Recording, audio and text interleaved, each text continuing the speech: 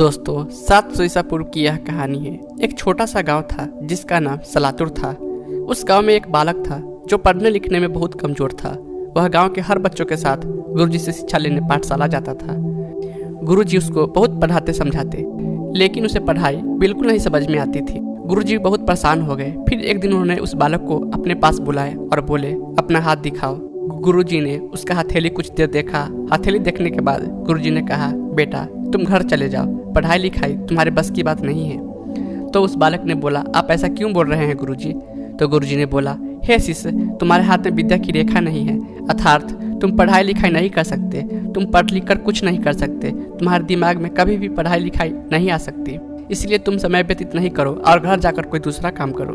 उस शिष्य ने गुरुजी से बोला कि विद्या की रेखा कैसी होती है? तो गुरुजी ने एक होशियार बच्चे का हाथ दिखाया और बताया कि देखो, यह है विद्या की रेखा जो कि तुम्हारे हथेली पर नहीं है। वह बच्चा घर गया और घर से वापस आया। गुरुजी के सामने अपनी हथेली पर चाकू से एक लकीर खींच दिया। खींच डाला किस्मत की लकीर, ठीक होशियार बच्चे की विद्या की रेखा की तरह।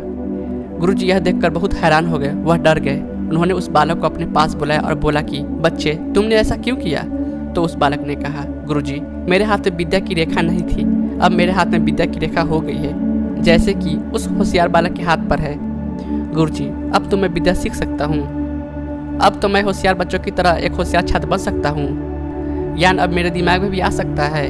मैं भी एक होशियार छात्र बनना चाहता हूँ। किस्मत में विद्या रेखा नहीं थी, इसलिए गुरुजी मैंने इस चाकू से विद्या रेखा अपनी हथेली पर बना दिया। गुरुजी, अब आप मुझे पढ़ाए, क्योंकि मेरे हाथ की हथेली पर अब विद्या की रेखा है।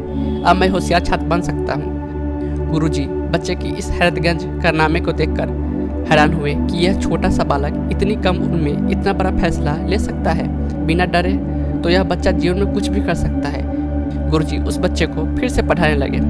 दोस्तों, क्या आपको पता है कि वह बच्चा कौन था? वह बच्चा कोई और नहीं बल्कि महान संस्कृत व्याकरण ज्ञानी पाणिनि थे, जो आगे चलकर संस्कृत भाषा के महान व्याकरण ग्रंथ रचयिता बने।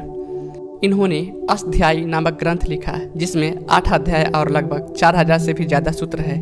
पाणिनि को आधुनिक संस्कृत व्याकरण का पिता भी कहा जाता है। दोस्तों, आपके जीवन में भी रिश्तेदार, पड़ोसी आदि लोगों से यह बातें सुनने को मिलता है कि तुम यह नहीं कर पाओगे, तुम वह नहीं कर पाओगे, तुम्हारे बस की यह नहीं है, तुम्हारे बस की वह नहीं है। किंतु दोस्तों, अगर आप दृढ़ निश्चय कर ले कि मुझे अपने जीवन में जो चीज़ बनना है या करना है, तो उसे करने से कोई नहीं रोक सकता। आपके हाथ की लकीर आपकी सोच और आपके दिमाग की एक उपज होती है। बस उस उपज को मजबूत बनाए रखना है और आप जो जीवन में बनना चाहते हैं या फिर जो भी करना चाहते हैं, बिना कुछ ध्यान दिए बस करते जाएं। डरो मत, किसी भी बातों पर ध्यान मत दे, बस कर्म करें। आज नहीं तो कल आपको वह जरूर मिलेगा जो आप पाना चाहते हैं, क्योंकि मेहनत का फल हमेशा अच्छा होता है। बस आपकी सोच मजबूत होनी चाहिए और बड़ी होनी चाहिए। उसी हिसाब से कर्म भी बड़ा रखें। आपको जीवन में सफल होने से कोई नहीं रोक सकता। आपको अपनी हथेली पर चाकू से किस्मत की लकीर बनाने की जरूरत नहीं है, बल्कि अपने सोच में जिद की लकीर बनाने की जरूरत है। उम्मीद करता हूँ आपको यह वीडियो पसंद आया होगा। धन्यवाद। जय हिंद।